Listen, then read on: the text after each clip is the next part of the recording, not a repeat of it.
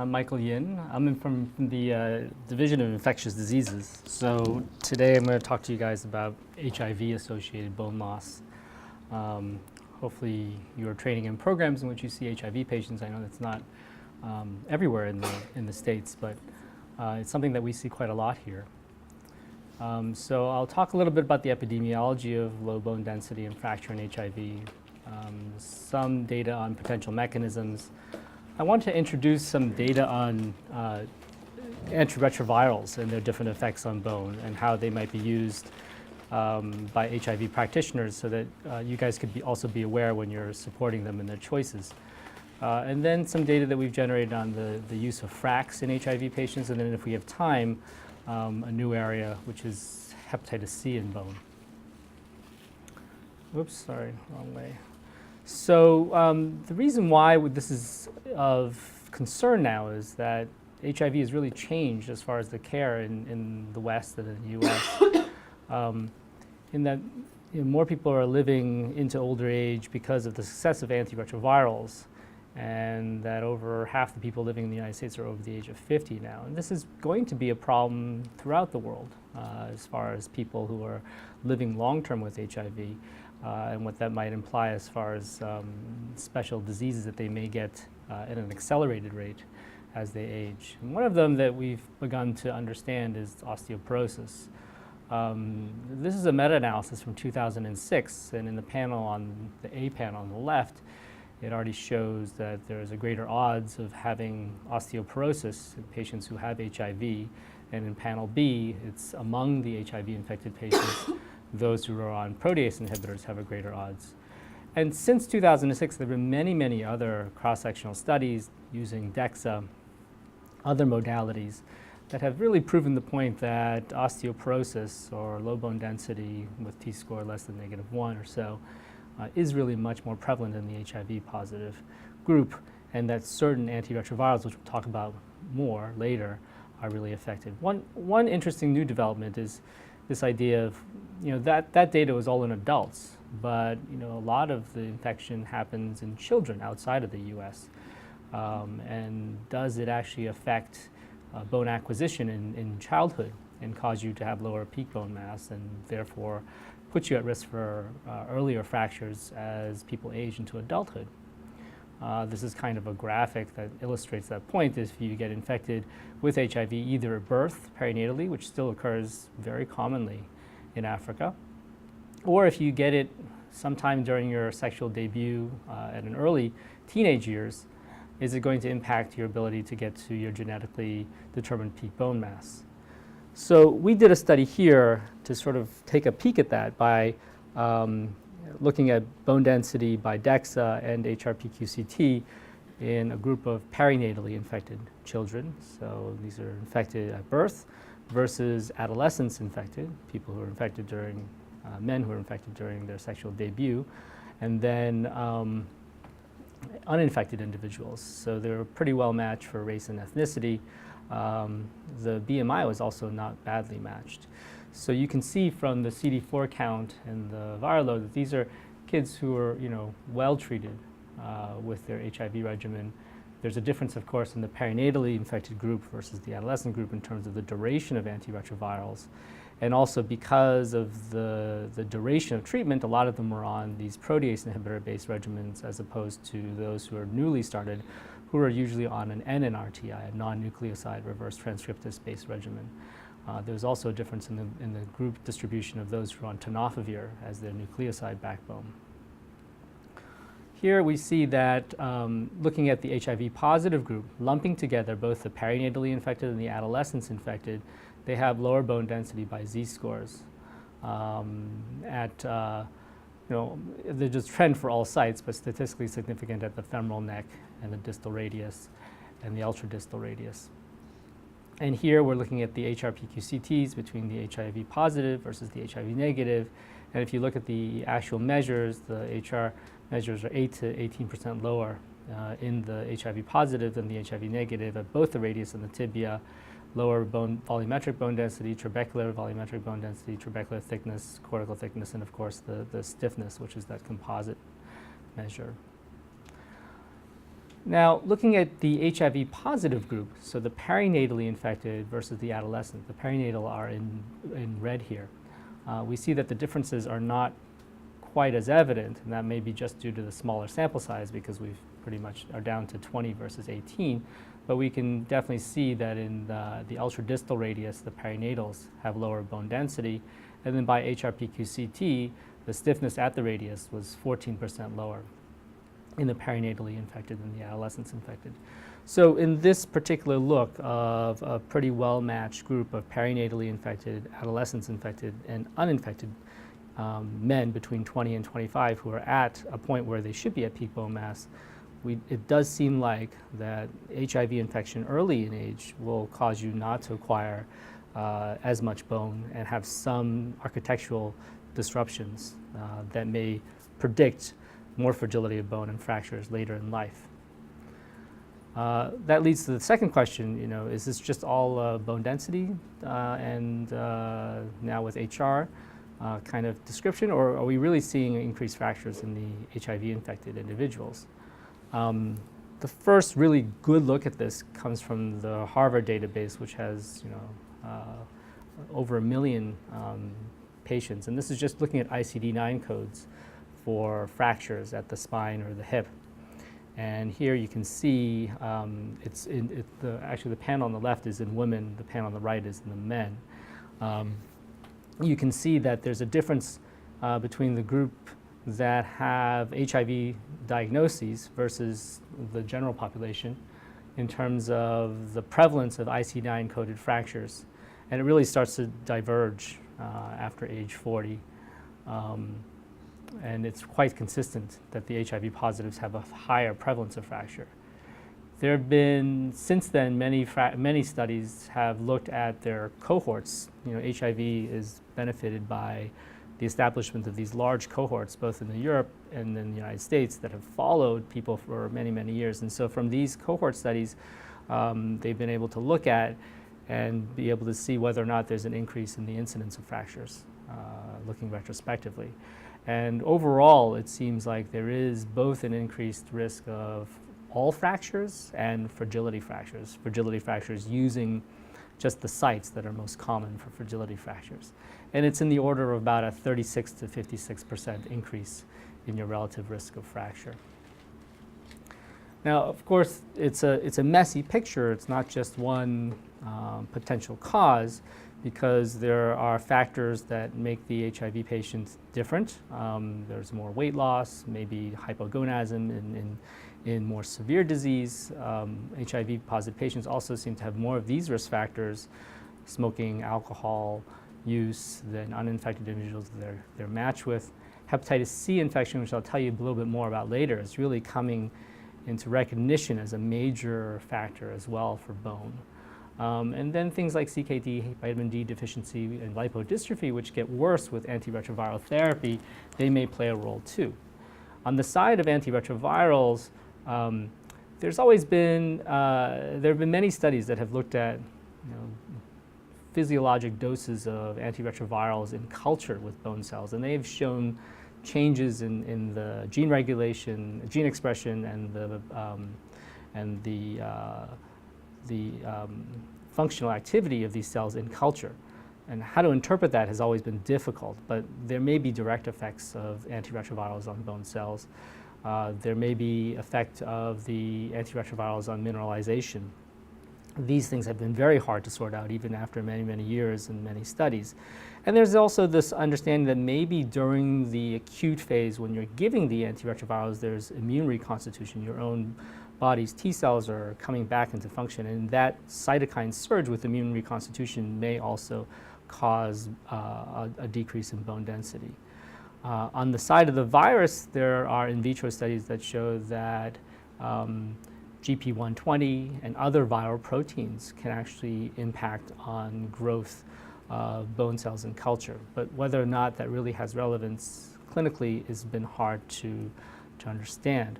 But the main thesis behind all this has been sort of around this idea of immune activation. And I didn't bring those slides, but there are a lot of data that show that even with antiretroviral therapy, HIV patients still have a background activity of higher inflammation. And that's by either looking at soluble markers of inflammation or cellular markers of immune activation, that they're just still higher than the uninfected individuals who are controls.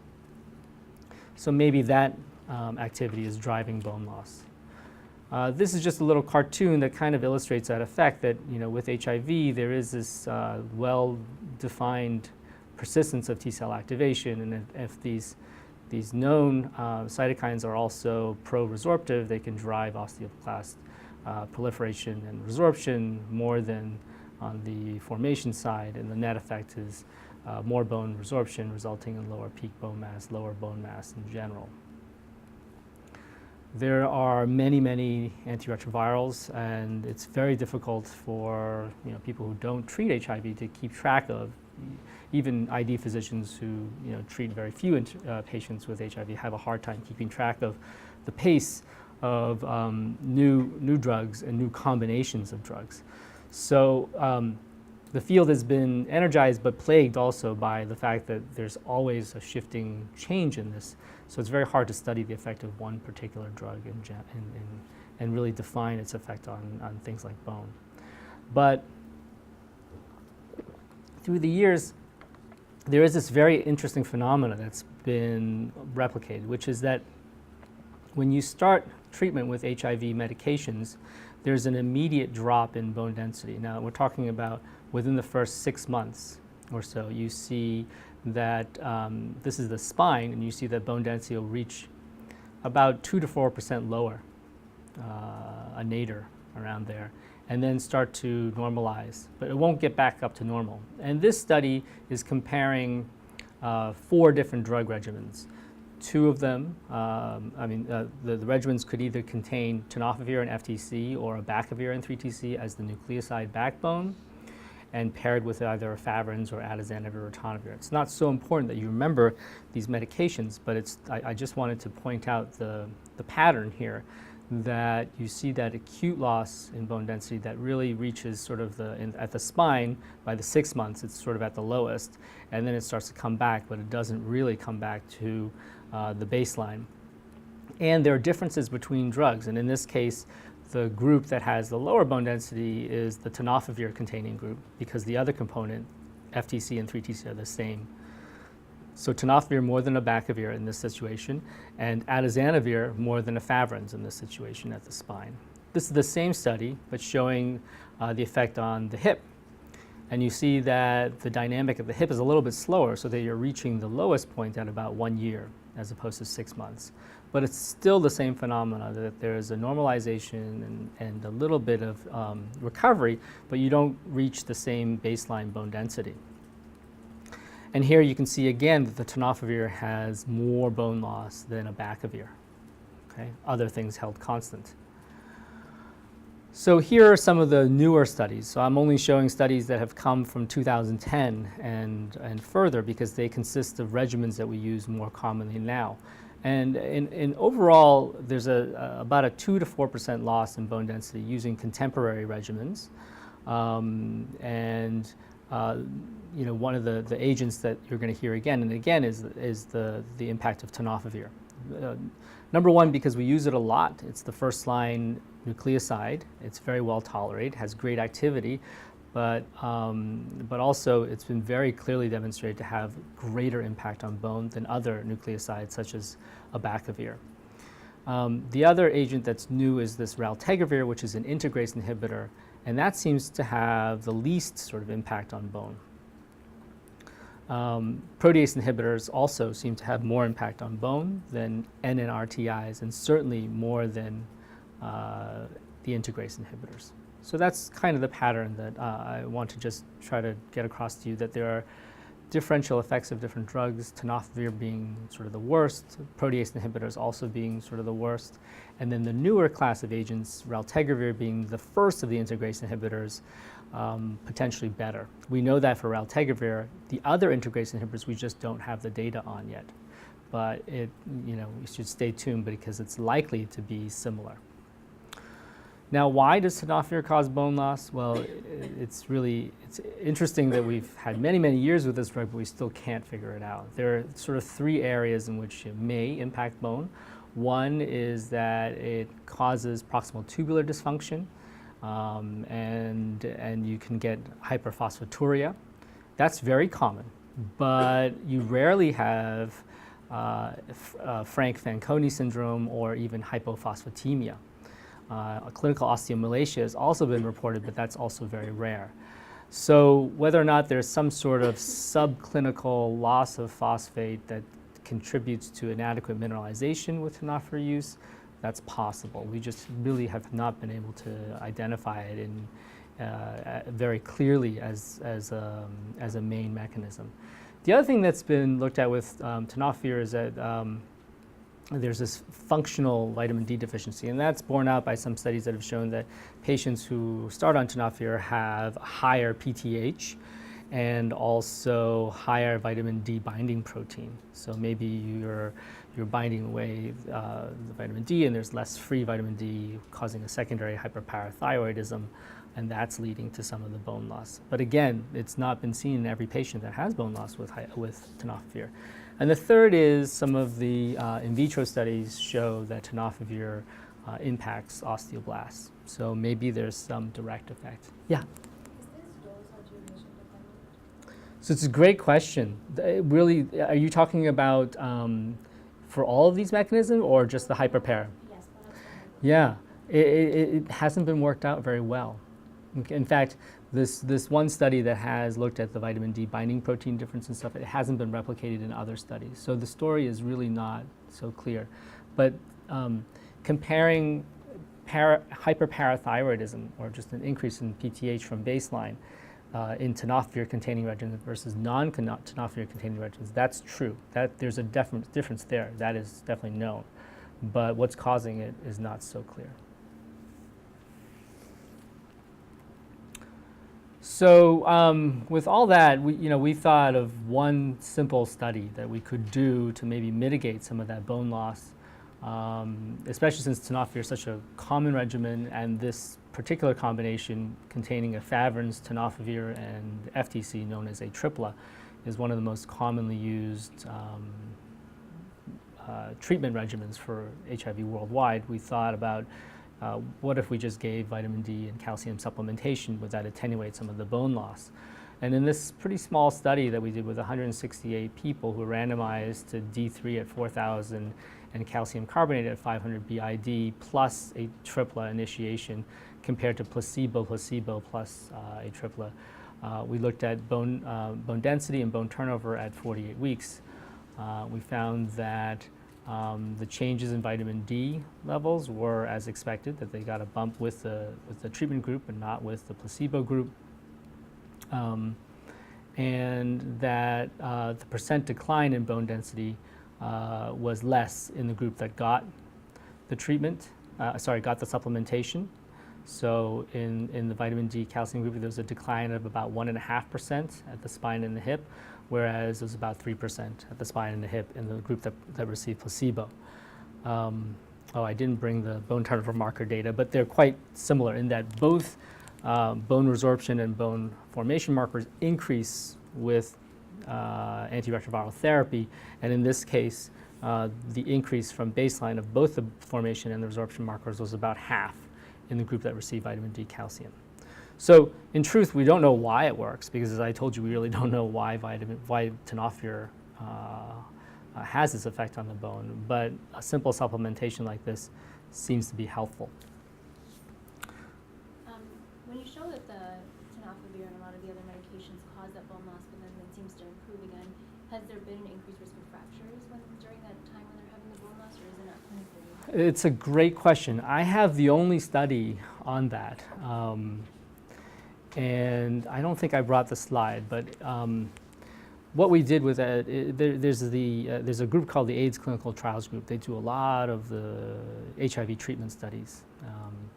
And so they have this longitudinal follow-up cohort in which people start on a randomized clinical trial with some sort of HIV therapy and then stay on this longitudinal cohort for follow-up, for long-term toxicity type of follow-up.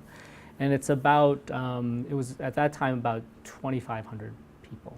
So here are people that we know has started antiretrovirals at a specific time, and we could follow out about 10 years' time since then. That's the database that I was working with. And we did show that there was a higher risk of, higher incidence of fracture in that early period. So from year 0 to 1 and from year 0 to 2 as compared to greater than 2.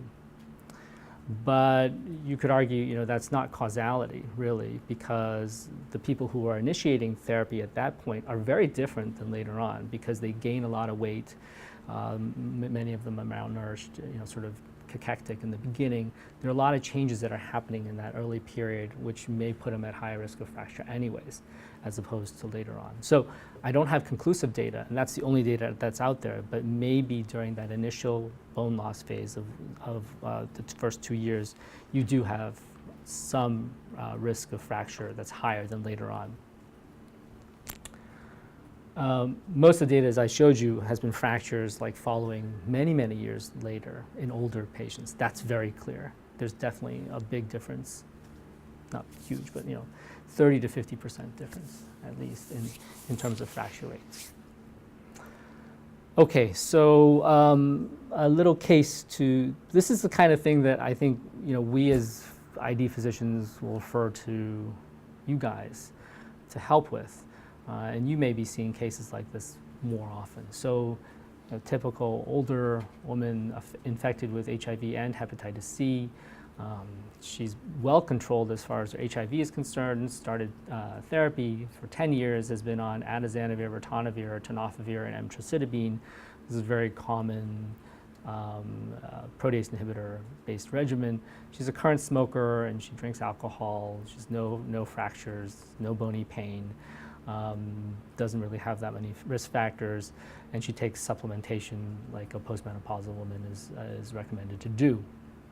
Now, through the years, you can see that sort of our understanding of what we should do for screening for osteoporosis has changed, in that people are becoming a little more aware of the fact that fractures and osteoporosis is a problem in HIV patients, and the recommendations are becoming a little bit more aggressive in terms of, getting a DEXA for every woman and men over the age of 50. That's what the current guidelines are for general HIV practitioners, as opposed to, greater than age 50 with a lot of risk factors like the NOF for the general population.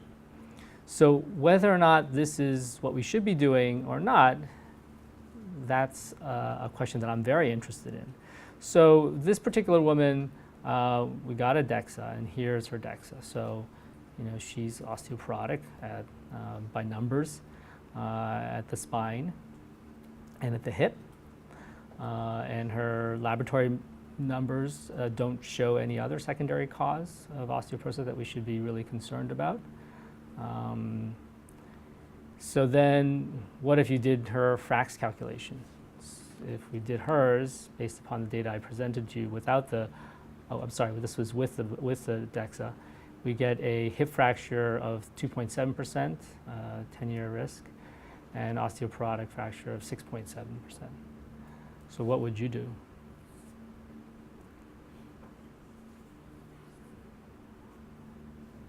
Anyone want to, there's no right answer per se, just I'd like to hear what your opinions are as endocrinologists, and I'll tell you what I think we could do.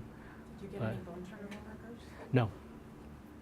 Did you know her vitamin D status at baseline? So it's 28 was the 25 OHD, and the PTH is normal. And she doesn't have problem with phosphate wasting that you would be concerned about with tenofovir. Anyone? I'll tell you, last year I asked this, or 2 years ago, whenever this was last, everyone picked option 2. They were very gung-ho about bisphosphonate therapy. You guys know? Nobody. All right. So, I think this is the big debate, to me.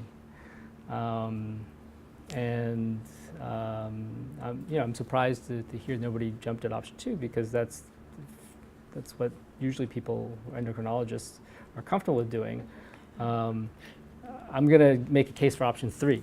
Okay, so I showed you some data about how starting with tenofovir-containing regimens leads to greater bone loss. But there's some data about, first, I'll tell you, bisphosphonates are well studied in the short term in HIV patients, and they seem to have the same magnitude of effect as in the general population.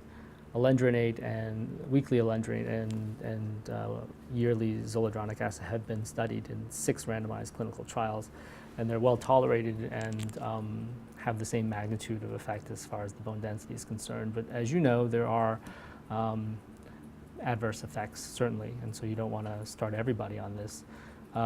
Definitely have been used, teriparatide, in HIV patients, but I don't think anybody would reach for that as a first line of therapy. Denosumab, I think, would be fantastic to try on HIV patients, but I've not been able to get the drug company to be interested in this because of the concern of increased infectious risk that came out in their big postmenopausal studies, although it's been used in other immune-compromised patients, like myeloma patients, et cetera. I still think this is a good study, but I'm not sure if that'll ever happen. Okay, so what I was going to tell you about is what's the data on switching. Now, switching means that you have already taken HIV medications and you're doing really well on them in terms of your CD4 and your viral load, but you're going to switch because of either side effects, right, or because of tolerance issues. Let's say you want a once-a-day regimen. So a lot of the switching that we have data on are switching to tenofovir, right? Because that was, when it was a new regimen, it had great tolerability in comparison to the side effects of something like AZT. But from switching to tenofovir, you actually lose bone, and so that's been borne out. So here is a study that looked at staying on AZT versus switching to tenofovir, and you lose 2% of bone with tenofovir, but not if you stay. And here's a study that looks at switching off of tenofovir. So this is switching from tenofovir to raltegravir, which is an integrase inhibitor, and sticking with the pairing with your base of the protease inhibitor. And here you have a gain of 3% in bone density when you switch from tenofovir to raltegravir. Here are some other studies looking at what happens with raltegravir instead of nucleosides, including tenofovir, and you get less bone loss. And in this one, comparing switch to raltegravir versus not, and you get a gain in raltegravir. So certainly switching off of tenofovir to something like raltegravir, especially if you're doing it, if you're getting away from a protease inhibitor, will probably give you 1 to 2% in bone density within a year. So I think, in a person that has relatively low risk of short-term of a fracture, you could do this as a temporizing measure and then measure her bone density within a year to see if you get a 2% change. If you get a 2% change, you could sort of avoid bisphosphonates for a couple more years, and that's in the long run, I think, beneficial. And there's really great data from the ID side as far as being able to switch a person off of tenofovir to another regimen. So you shouldn't be scared about that, and that's a perfectly good question for you to ask your ID colleague. Are you comfortable with switching? Because from my perspective, from the bone side, I think switching is beneficial. Okay, so I think this is something that you guys should be aware of and can talk to your colleagues about. But I think as long as the short-term risk of fracture is not terribly high, it's not a person who's already had a fracture, it's not a person who's falling every day, then I think you can do something like this, right? Now on to FRAX. So you guys probably I get FRAX questions all the time, and so I've been fooling around with this calculator. So it's interesting, right? It's a proprietary algorithm. How these things are weighted is not really well described. Among the secondary osteoporosis things, there are a lot of things that we think should be missing, right? Type 2 diabetes, probably HIV. I've made a case for you that it probably should be. So does the FRAX work well for predicting fractures among HIV positives, or is it underestimating? And if you just put in yes, for secondary osteoporosis as a surrogate for HIV infection, is that going to correct the underestimation? So that's the kind of simple question that we clinicians would like to know. So I got data from the veterans aging cohort and took a slice of men between 50 to 70 years old. So these are all male veterans. And the veterans database is fantastic. They have longitudinal data. So we took the risk factors that correspond to FRAX from year 2000, and we took incident fractures from year 2000 to 2010. So that's a 10-year period. The only two variables that we couldn't get data on were secondary osteoporosis and parental hip fracture, just because that's not something most people put in their clinical notes and reports. And then we resulted in a sample of 24,000 patients, 7,000 of which were HIV positive. And so we estimated fracture by this modified FRAX. We're calling it modified FRAX because in those two parameters that we didn't have, parental hip fracture and secondary osteoporosis, we just entered no for everybody. And we wanted to look at accuracy. Accuracy is an agreement between the observed fractures versus what we estimate from the modified FRAX. And accuracy is perfect if the observed over the estimate ratio is 1. If it's greater than 1, then it's underestimating the fracture, the actual fracture rate. So we wanted to see HIV positive versus negative, whether they differed, and then whether or not you could correct for that difference when you put in HIV as a cause of secondary osteoporosis when you're calculating your FRAX. So here's what we got. So for the uninfected individuals, remember we had 17,000, the OE ratio is 1.29, so kind of underestimated. And we thought that may be reasonable because we're missing 2 of those variables, right? So, but then you compare to the HIV positives, and they're more underestimated. So it's 1.62, and when you put in HIV as a correction factor, so saying that it's a cause of secondary osteoporosis, then it brings it down to a level that's very similar to what you have in the uninfected. So that seems like that's worthwhile, it might work. But if you actually look at what you're predicting and using the thresholds, so here looking at the National Osteoporosis Guidelines in the United Kingdom, now it's different than the NOF, which basically says you do the DEXA first, and then if you have a T-score that's in this middle range between -1 and -2.5, you use the FRAX to help you decide who to treat and who not to treat. And we used the criteria of 3% for the hip, 20% for major osteoporotic fracture. In the NOGG in Europe, what they want you to do first is not get a DEXA and use the FRAX first to determine whether or not they're in a threshold that would necessitate treatment right away without anything else, or you measure the DEXA. Okay? So we took the NOGG age-based, and so those criteria are different, as you can see, for every age. And so we used that particular threshold, and we calculated how well this FRAX did at predicting those who necessitated therapy, right? And so the sensitivity was incredibly low for that. It was only about 3%. And similarly, when we looked at the HIV-infected versus the uninfected, they were really both poor, okay? So I think in general, to me, the FRAX is not terribly useful. But as if you wanted to correct for the HIV risk, adding in HIV as a secondary osteoporosis risk factor of secondary osteoporosis is reasonable. It certainly increases the accuracy. The poor predictive value of the modified FRAX, that is really, I don't think we can say much about this because our model doesn't actually contain all the variables, right? So it may work much better when you actually do it in a real patient and have all the variables, or it may be equally poor. I don't have the data to say one way or the other. But it certainly gives some pause as to be able to say, oh, based upon this FRAX calculation, I really feel like my patient is at very low risk or is at very high risk. I'm not really sure the FRAX is such a great tool for HIV. So I think, let me just check the time. We have a little bit of time. So overall, I think the DEXA screening is a reasonable extrapolation given the fact that I've told you that fracture risk is higher.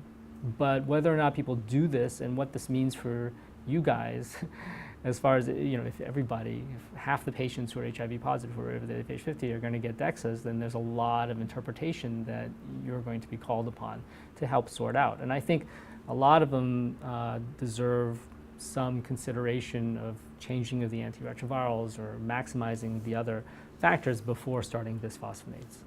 And I think, I presented you some data that's quite hopeful as far as change in antiretrovirals and what they might be able to do to basically delay bisphosphonates or increase the bone density a little bit. Okay, so in the last 10 minutes, I'll tell you a little bit about hepatitis C and bone. This is sort of something that I wasn't really aware of until I started looking at our own data about HIV and hepatitis C and fractures. I showed you some of our fracture data, and they all seem to suggest that coinfection, so both HIV and hepatitis C, increases the risk of fracture more than HIV alone. And this is the biggest study of date by Malouf, which is looking at the veterans database. And here he shows that in this large cohort of 56,000 HIV positive men from the VA database, that co-infection with hepatitis C results in a higher fracture rate in the HCV co-infected than HIV alone, and it increases with age. And it remains significant after adjustment for cirrhosis as a defining diagnosis, or APRI, which is this laboratory diagnosis of fibrosis, which contains AST and platelets. This is a meta-analysis that we did of all the studies that had some fracture data for hepatitis C, HIV co-infection. And here you can see that overall the relative risk is about 1.7 for having co-infection than HIV positive, than HIV monoinfection. But you can see that it's really being driven by this high traumatic, high fractures. The risk is much more for traumatic fractures than they are for fragility fractures, right? Although the risk for fragility fractures is still there. So this might suggest that there's something about their behavior maybe, or the specific risk factors that are associated with hepatitis C that may drive them to become in situations where they fracture more often. Maybe it's not just all a bone strength issue, right? But if you look at sort of the same chart that I put up for HIV, you can see that HCV has very much the same risk factors, but just like more so, right? They smoke even more. They have much more opioid use. There's much more weight loss. And if you look at specifically the cirrhotics, people who have some decompensation of the liver, all these hormonal effects are actually much worse as well. There's no data on direct effect of HCV therapy, so directly active agents on bone cells. There's some on interferon in bone cells. And then immune activation is also a big problem, just like with HIV. And there's always this thought that HIV and HCV together, what if there's more immune activation from microbial translocation, and that's what's driving bone loss? So that's what I'm going to show you some data on. How does HCV monoinfection first? I'll show you data first on the monoinfected. How does that affect bone density? Most of the stuff on hepatitis and bone density comes from cholestatic liver disease. And this is a really old study by Riggs' group. And it shows that with cholestatic liver disease, you definitely have lower bone density, and you have low bone turnover markers and low bone formation on histomorphometry. So that's been worked out very well.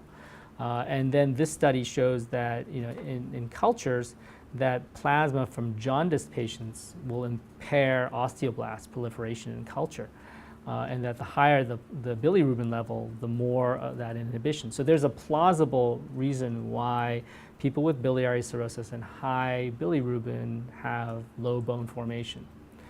The same data doesn't exist for hepatitis C. There's no biopsy data, so we don't know whether it's a low bone formation state or a high resorption state, high turnover state.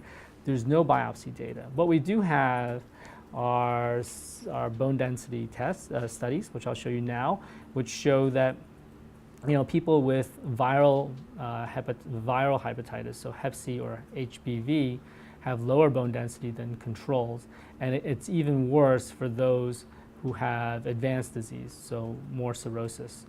And those who are cirrhotic will have higher levels of TNF, than those who are cirrhotic but without osteoporosis. So this seems to suggest that maybe in advanced hepatitis C there's more bone resorption, and that's related to an increase in their cytokine levels, right? And then there's this great data out there too about treatment of just Hep C. So this is with interferon and ribavirin. So treatment of people who are just infected with hepatitis C. Here you see that over a 48-week period you have an improvement in their bone density, lumbar spine, femoral neck.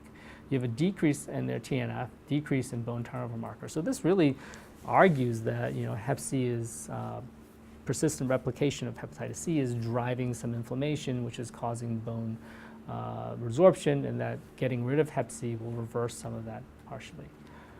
What's the data in HIV Hep C co-infection?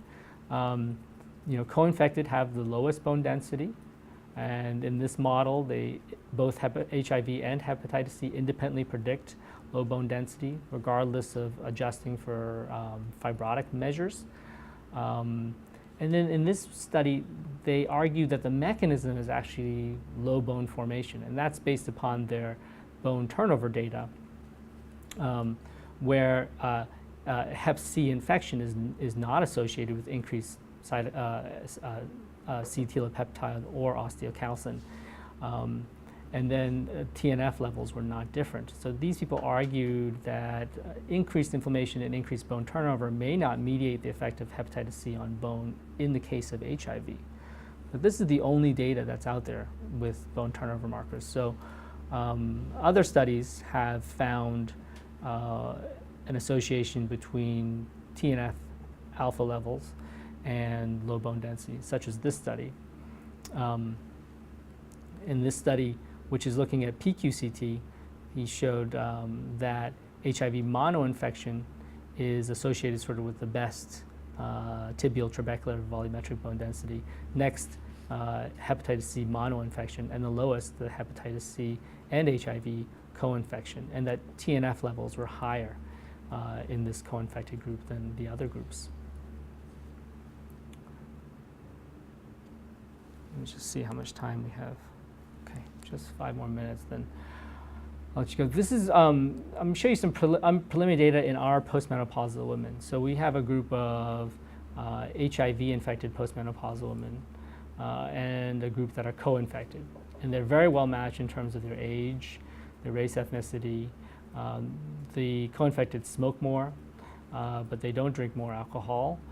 Vitamin D levels are similar. They weigh a little less, and it's mostly due to truncal fat. Right? Their appendicular lean mass is actually quite similar, but truncal fat is less in the co-infected group. They're pretty well matched in terms of their HIV parameters, and even in terms of their ART use, except for Tenofovir, more so in the mono-infected. But their fibrosis markers are here, and they're not. These are women who are not cirrhotic. So here we see the same data that Lorey had presented from his cohort and UPenn, which is that the co-infected women have lower bone density at the spine and the hip and the radius than the mono-infected women. And here we have, using high-resolution PQCT, we see that in the tibia there are significant differences, both in the cortex, so cortical thickness, as well as trabecular VBMD, trabecular thickness, and whole bone stiffness than the HIV positive. The radius, although it's in the same direction, so the way that we do these things, which you've probably seen from the other people from this group, is that they do a percent difference from the norm. So in this case, this is a percent difference from the HIV positives. So this is what I'm showing you here is the HIV HCV positives and what percentage they are lower in all these parameters than the HIV positives, HIV mono-infected. And so the co-infected are lower in all of them, but only statistically significant at the at the tibia, which is in blue. And it's both cortical and trabecular indices, but mostly trabecular. Okay, so from our postmenopausal woman data, it seems like aerial BMD is different, but maybe overestimated by DEXA. We do see some differences in the volumetric BMD by the tibia, but it's a little bit less than what we would expect based upon the DEXA.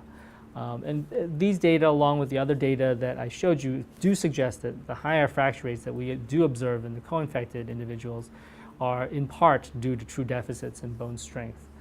For our own postmenopausal women data, we're still waiting on bone turnover markers and inflammatory markers to sort of get at that idea of whether or not this is a increased turnover, high resorption state that's driven by a higher inflammation versus something that's more seen like biliary cirrhosis, where it's a lone bow formation state.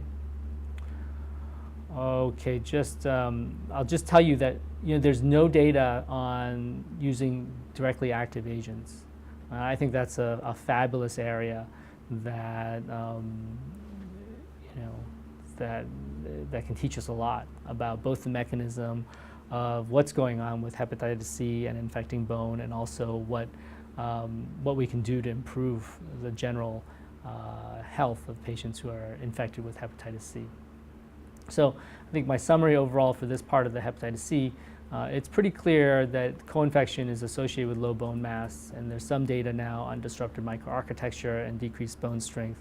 The mechanisms are most likely multifactorial, but it may be partially mediated by increased immune activation based upon the data that was presented by Lorray and at UPenn.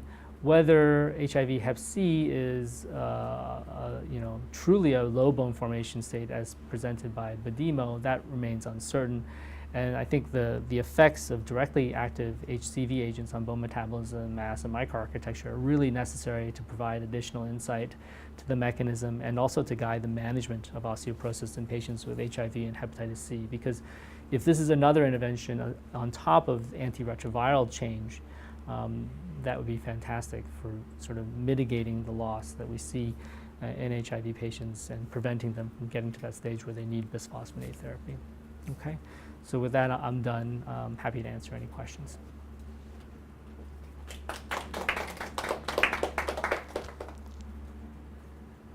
Please.